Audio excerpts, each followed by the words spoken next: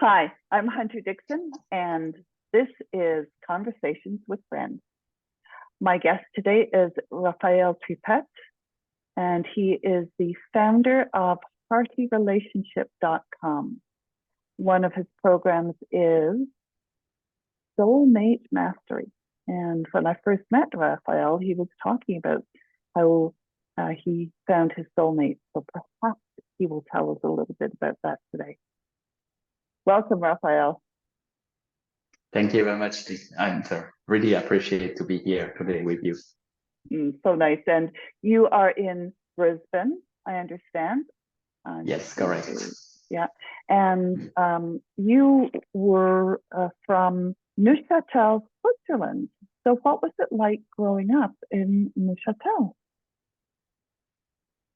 That was very different from where I am right now because it was a very smaller town compared to the Brisbane in Australia or Sydney where I lived a lot of time before that.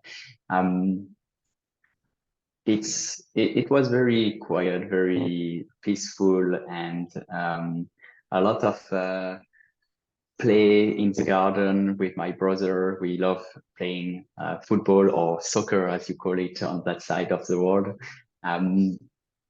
And that was, a lot of things like that. And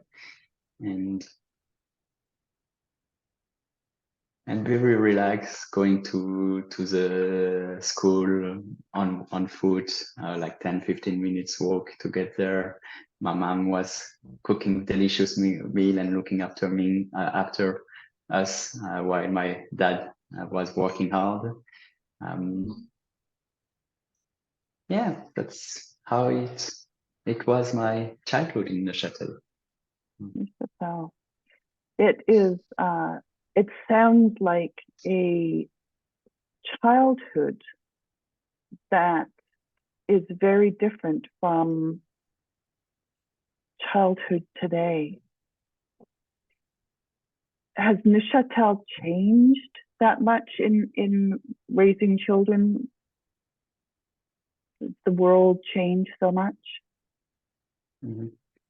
So it's been more than 10 years that I haven't really been living in Neuchâtel. So I know that the city itself has changed a bit.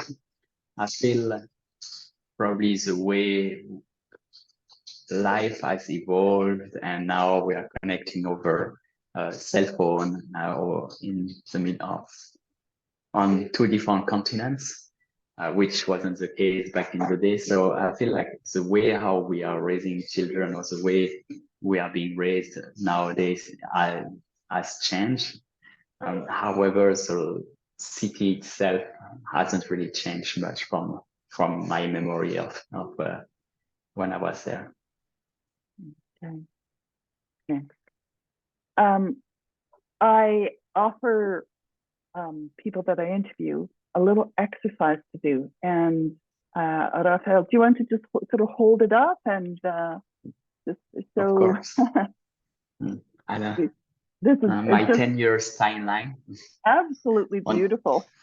Yeah, on the awesome. Digital paper, but handwritten. Awesome. So good. Mm-hmm. The importance of that is unbelievably understated. So I'm very happy that you did that. Mm-hmm. So the little exercise is just simply to look over the past 10 years and write down anything that was significant to you.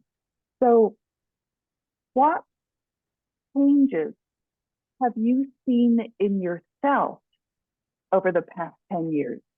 And go ahead and just share with me whatever, and I'll pull out any areas that I'm especially curious about. But I would love to know, what changes have you seen in yourself over the past 10 years? So many changes, and like 10 years ago was like 2013, and that's actually when I moved from Switzerland to Australia, to Sydney. And initially for a very short term, it was planned for 18 months, but I've kept being extending, and I really love this part of the world. So I'm still here today, and I have no plan at all to go back. I met my wife here. We have a little one, which is 15 months old now. So yeah, I've made my life here. So that's the biggest change that happened over the last 10 years. However, from personally, I've grown so much over the last 10 years from someone which was very much, I would say, from a work point of view, career driven, really focusing on myself and not valuing the aspect of relationship with my partner at the time or anyone in the workplace or anything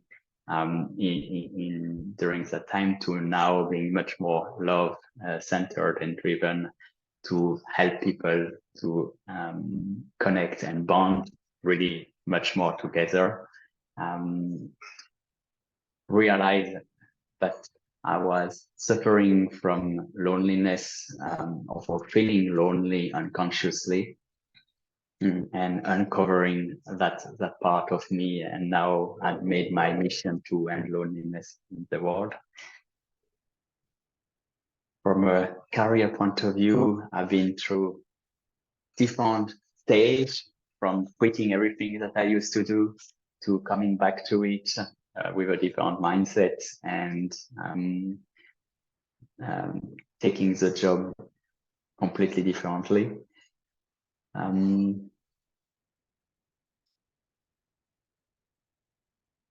Having been through heartbreak through that time, which made me realize that relationship is something which is much more important than job itself.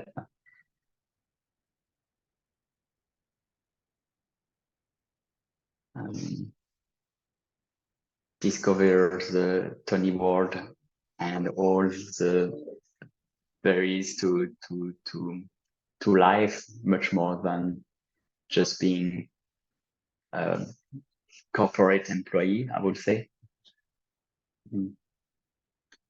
Starting my own entrepreneurship journey, and most importantly, yeah, creating a family, I would say. That's quite a number of changes. And where was I think I sort of heard something where you were talking about realizing for yourself the relationship was more important than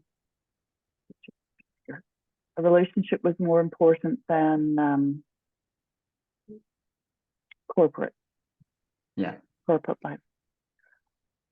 That's when I had the moment in my life which I called back in the days my rock bottom, which after 3 years being in a beautiful relationship and thinking that I will marry her, telling all my workmates how wonderful she was very different from my previous relationship, which was very possessive and trying to control me all the time. And she let me do everything. To such a point that during that time I was on a new project and I worked up to 7 days a week, up to 18 hours a day, 7 days a week. And we didn't connect it during that roughly 8 to 9 months. We didn't really connect too much, and it more or less separated us, even if we were living together, and I took her for granted. And that was in 2016 or 2016 and 17, where so last year for our relationship, I was trying to make things better, but without any success.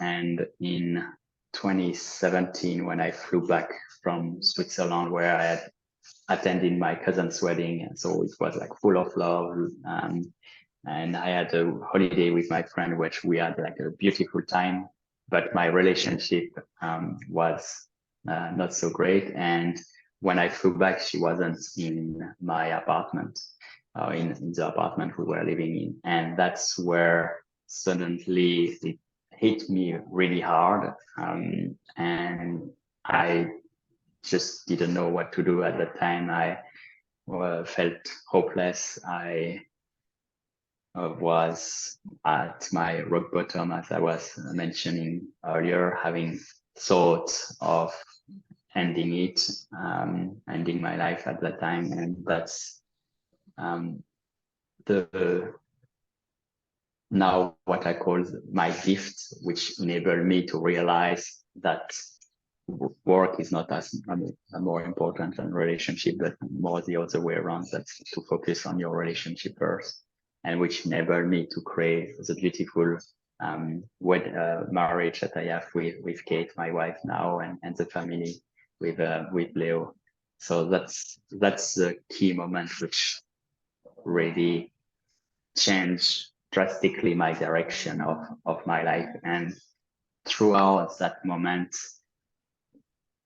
woke me up from the life that I was just cruising along and actually starting to decide of what I want to do in my life.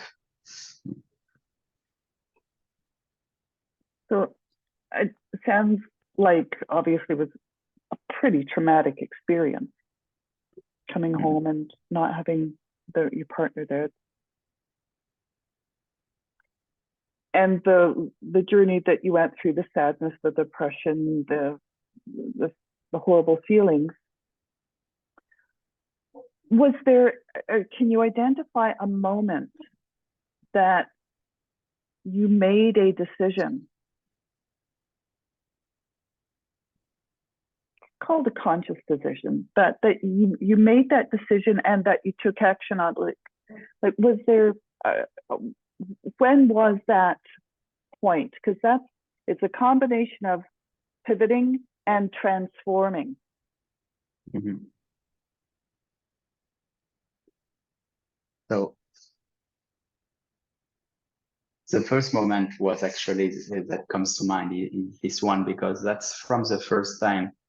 My relationship at that time was like not great for the past year. And for the first time on that day, I told my best friend, my relationship is complicated.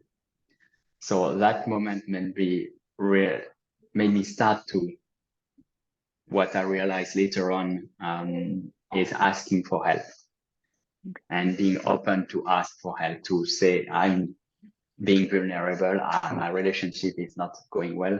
What can I do before it's too late? And that saved me, and that saved actually my wedding with my marriage with Kate. When she told me 3 days before our wedding that I'm not sure I want to marry you. And that key moment when my ex was not in our apartment made me really shift to starting to ask for help. And that's where 3 days before my wedding, we were at a friend's place, and I knew that I needed to do something, and I couldn't do it by myself. So I asked for help, and my friend was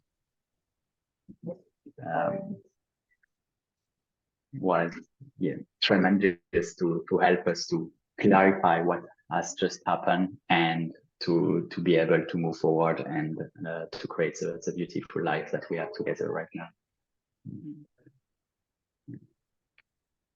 So this moment is the time where I started to shift, and that was 15 months later, in January 2019, that suddenly someone asked me, do you ever feel lonely? That was just before New Year Eve, like a couple of days before from memory. And I never considered that question. So I bluntly discarded and say, no, I never really feel lonely. I feel connected with everyone. But 2 days later at New Year Eve, I had a fantastic party with my brother, which was visiting in Australia, his girlfriend. And other friend, and the next they slept over, and the next day my brother and his girlfriend left my place, and I felt I was just by myself. 1st of January, nobody to. I was alone, and I felt lonely, and that's where I felt the same feeling back to when she wasn't in our apartment, and that's when I realized the loneliness. That's the feeling that I was feeling probably from, well, actually since I was 6 years old, and another traumatic event happened unconsciously, and that drive a lot of my behaviors on a day-to-day basis, which which prevented me from actually living truly my life.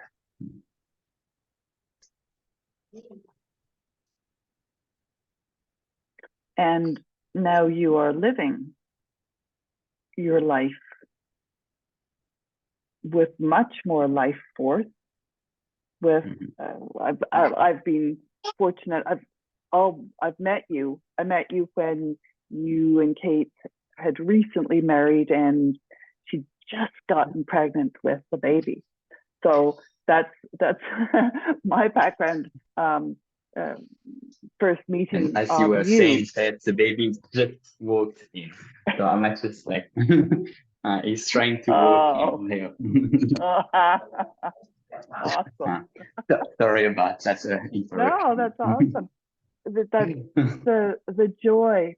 So I've always seen you with that equilibrium, not balance, not even, but equilibrium, like the waves.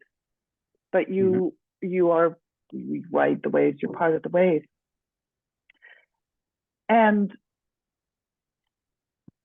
this has been, so how many years has this been since you made that decision? Yeah. So that was 2000. So the event when she was not there, that was in October 2017. Okay. And January 2019 was really when I start fully living. 2018 was I would say, transition year for me to really understand fully who am I at my core. That was the key question I was trying to answer, and dig a lot of things inside. Yeah. How did you go about that? Did you do some therapy? Did you do a lot of reading? Like, how did you discover more about yourself? Mm-hmm. So initially,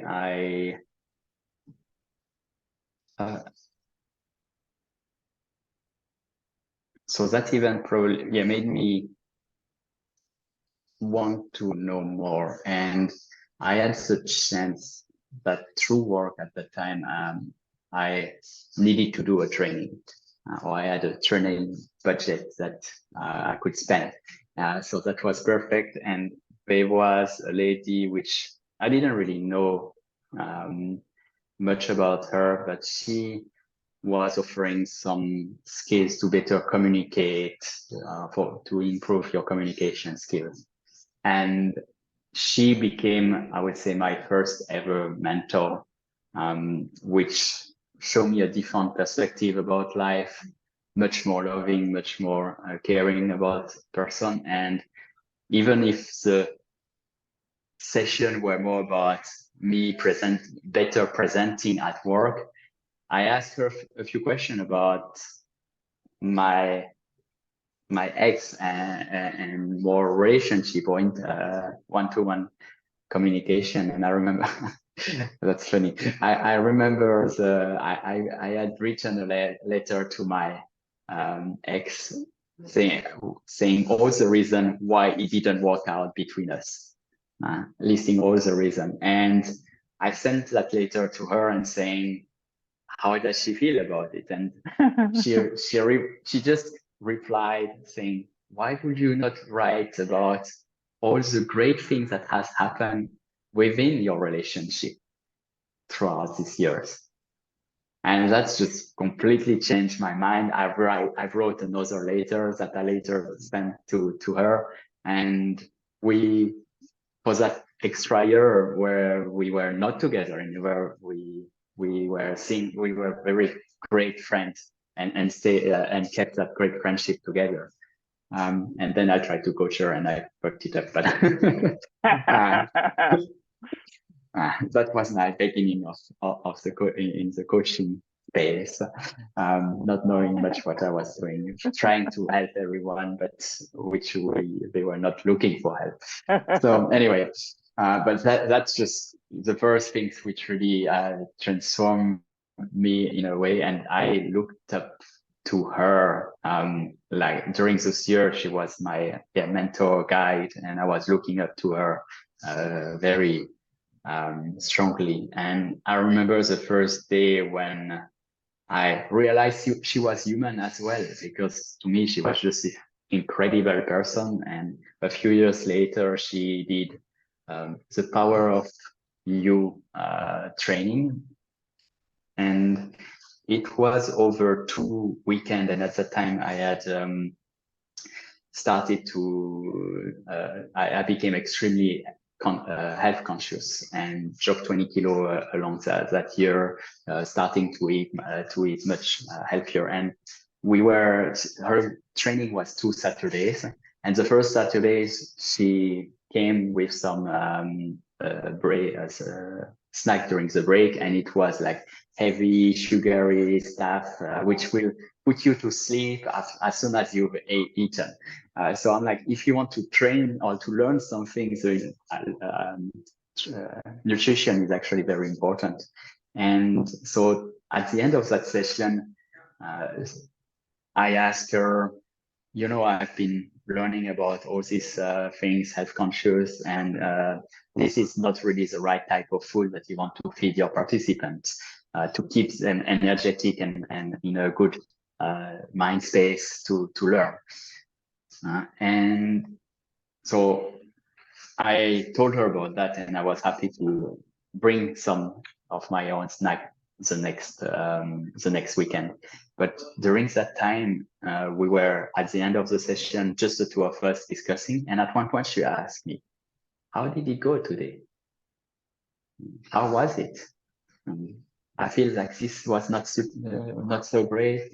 This was okay." And she actually showed some vulnerability to me, and that was the first time someone really that I was looking up strongly to show a human side as well to that. And that's where I realized that actually I can do as well what she is doing, because I'm human too. We are all human, and we all have our own fear somehow. Whereas on my side, I was just like accepting everything that she was saying. It was all gold. I never questioned it. So it was interesting to see another personality of her, another side of her that I wasn't aware of, which helped me to become the person that I am right now. So I can't remember where I was going to with that point, but yes, to your question, what I've done throughout that time to actually transform it's that's started the process to get to know myself better. And throughout that time, I met someone which was actually a psychologist, and she was randomly talking in the talk. I didn't even know that she was a psychologist, and she told me, yeah, I'm doing a group therapy with four of the people. We discuss, we have an hour session, we discuss between each other. And throughout that time, that discussion, the pattern that are that you are usually having throughout discussion will be highlighted, and we will see how you are being perceived and how you perceive other. And I was like, okay, curious. And she offered me like 4 free sessions, and I'm like, okay, it's free. I have nothing to lose, so just check it out. And I went there, the first session went by, and I was at the beginning of the first one. I'm like, yeah, that's not really for me. Never really learn anything. So I've learned a few things, but nothing like drastic that would make me stay and have to pay for the session. And she nicely say during that session, so that's the last session of Raphael. Okay, let's give him everything to him during that session. And suddenly everyone was like telling me how they perceive me through my communication with them. And I was just blown away. And so that signed me up for that session, for those group session for the next 2-3 months until the group actually dissolves. But then I was like very focused, and I wanted to know more about myself, and I went on one-on-one with her to like 2 sessions a week, really dig deep inside myself to find what make me me, who am I at the true core. And that's when I pinpoint the event when I was 6 years old, and I was building some Lego Duplo things, and my little younger brother came and just destroyed everything. And I got angry.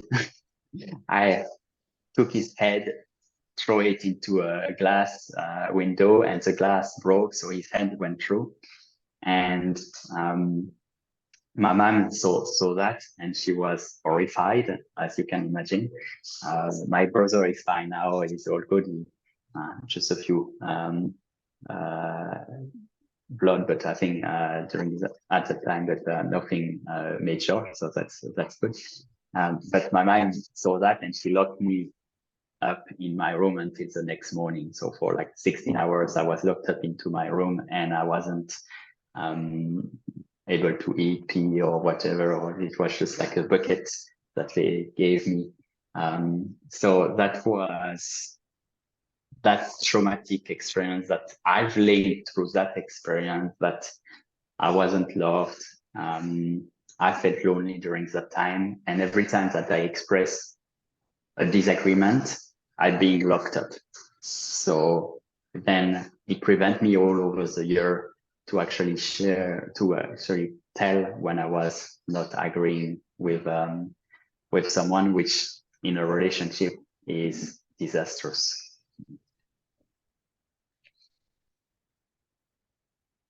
And the other things that helped me during that time, I also went back to Switzerland, and I share. Throughout this experience with the psychologue, I felt like my parents were not loving me. And that's the perception that I was telling myself. And when I had the discussion with my mom, which was very open to that, and we bonded much more than before on during that year. And even with my dad, which is very much was who I am, not talking, not being emotional at all. I had to tell him, I don't feel you love me during my childhood. I was saying earlier that he was the one working to provide for the family. So, and he was a GP. So from 7 a.m., 7 p.m. he was away, and we were not really able to see him much during that time. And that discussion, I couldn't tell him straight away, but I share all my journey, being extremely vulnerable, or how I felt. And at the end, when I told him I felt like you didn't love me, he was listening. We had the most beautiful discussion ever that I've ever had with my dad, and we bonded even more during that time through vulnerability. And the connection with my dad has been stronger ever since. And throughout this discussion, I start to be able to understand more their perspective on how I was raised and why they acted this different way. And also with my mom, I realized that she had a similar event in her life, in her childhood, which she just replicated with me unconsciously. So it made me much more empathetic towards my parents, much more loving. And I felt back in the day that my mom was trying to control me all the time, but actually that was her way of expressing her love to us. But for me, I felt like it was a control. And now that I know that, I can still feel when she's sharing a few things that she is like, back in the day, it would have triggered me. But now I'm like, oh, okay, she's loving me. That's her way of loving myself, loving us. And I'm much more accepting those kind of discussion or remark that she might say from time to time that back in the day I would have triggered me off. So yeah, long story short, by reflecting on myself and then being able to discuss with my parents, it just transformed me over time. And then I had the most spiritual moment that I ever had in my life. That was in 2019. I was attending for one of the first time session, I would say, with Tony Robbins, where he was there for 4 hours. And at that time, he was doing a process about what are the 2 most stressful thoughts. And for me, one of them was, or the biggest one was, the fear of ending up alone. And through that process, at the end, he's asking you, go into your heart, and what does your heart answer to those stressful thoughts? And I felt like a string of energy coming from outside, going into my heart, up to my spine. And when he reached my brain, the thought appeared, I'm not alone. And to me, that was just the universe telling me that I'm never alone. I've never been alone at all in my entire life. And that's where I felt like I was connecting to everything and nothing, and that I don't have, this fear is not in me anymore. And 4 days later, I was meeting Kate at an event that I was not even supposed to go. So that's how all the little things which helped me to get to that point. And there is much more to it from what I'm now that I'm remembering all of that.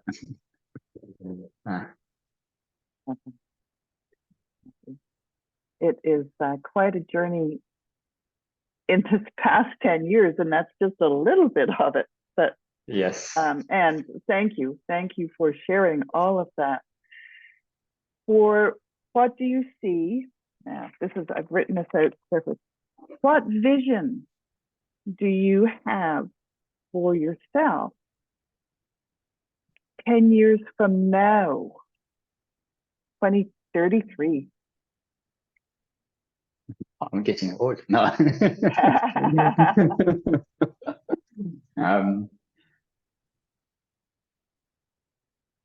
So my mission since all this journey is to end loneliness in the world. And right now I'm doing it through the relationship coaching, the soulmate mastery, unlock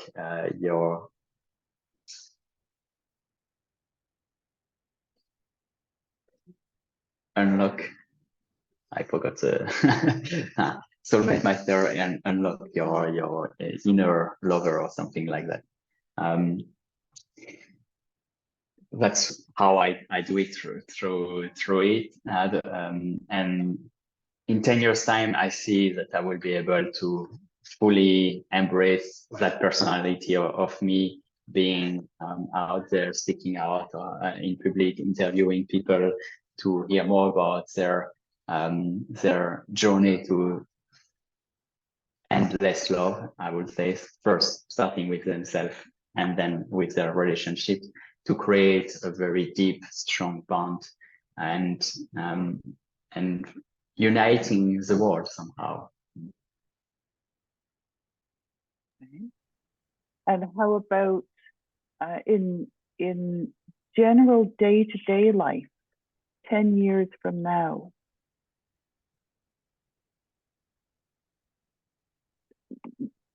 we have no idea what the world is going to look like, even how fantastically great the world is going to look like. Mm-hmm. What do you see as important in your day-to-day life? My family, that's the most important. Yeah.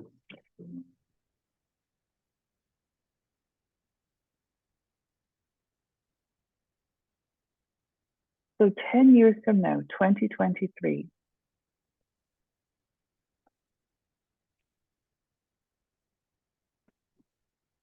paint me a picture of a day in your life 10 years from now where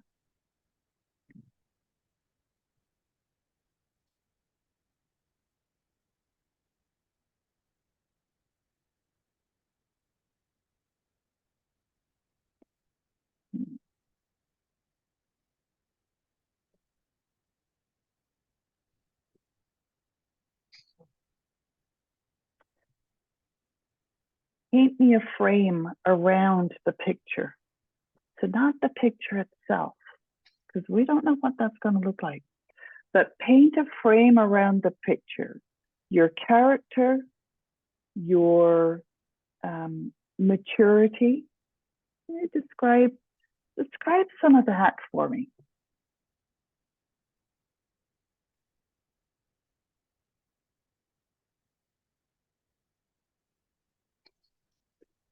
Heart-centered lover.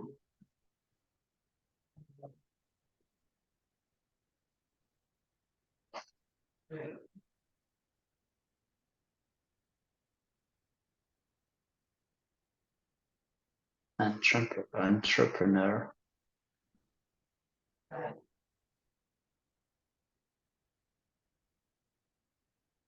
Traveler.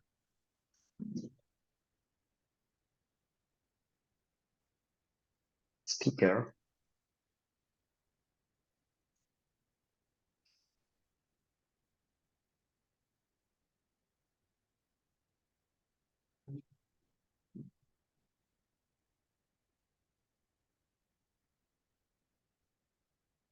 Coach.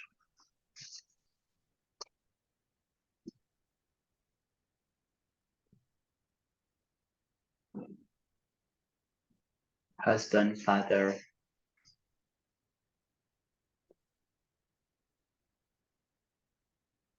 Mentor. Guide.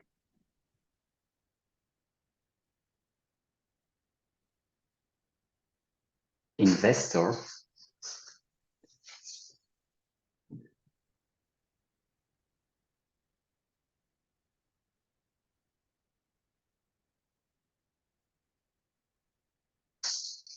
Free. Connected.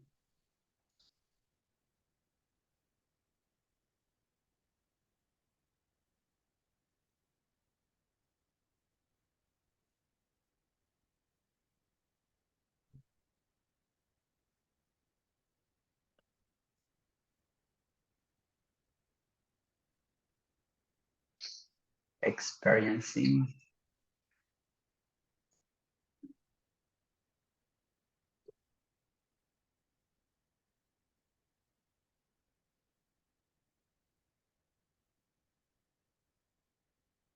And living. What is the work that you do now? You have your business, but you also work as well. Is that right? Mm-hmm. Yes. So what is that work? Software designer, software engineer, designer, architect. Okay, awesome. So 10 years from now, I mean, my goodness, 2 years from now, 2 months from now, what's the world going to look like? Who knows? But you're in that realm. So with AI and VR and robotics and you name it, the explosion of that, ChatGPT, Midjourney, Descript, you name it, all that that's now in a stew, the ragu, right? The adobe, it's simmering. Yeah. What is one challenge you think you will be required to face 10 years from now, or through the next 10 years, that will require you to draw on all of those characteristics that you named that were the frame? What is one challenge?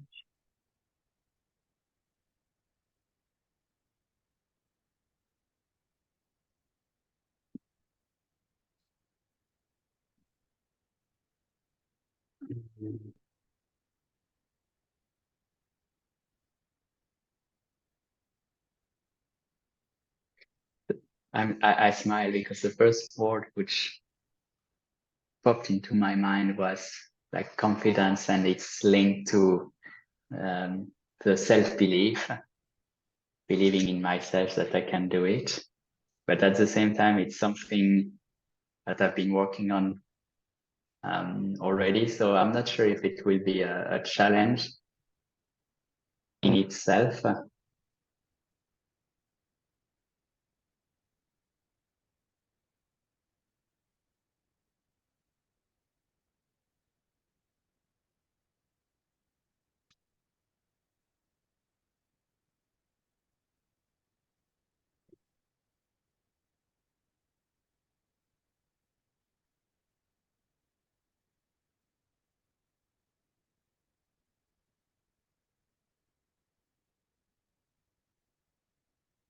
And the other one that I can think of, which pop into my mind, is like time, like having the time to do, to create that life.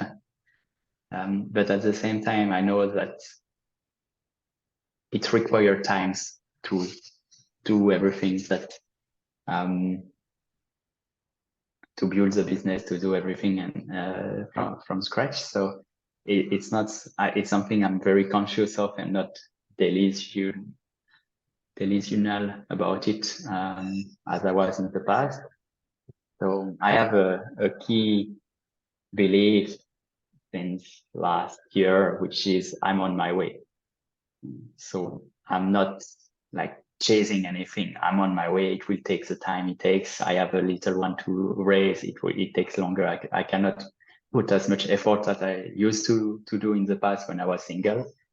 But I'm very conscious about that. So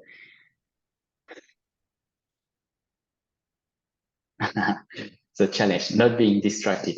And I'm thinking like scrolling on Facebook or something like that. Hey, Yeah. I think it's a great answer, and I think it's a very real answer.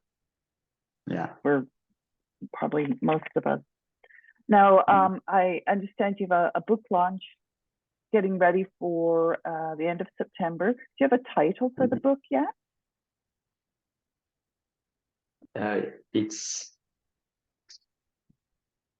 think the title that popped to my mind when I was writing it was How to Find Your Soulmate, A Journey to Lasting Love.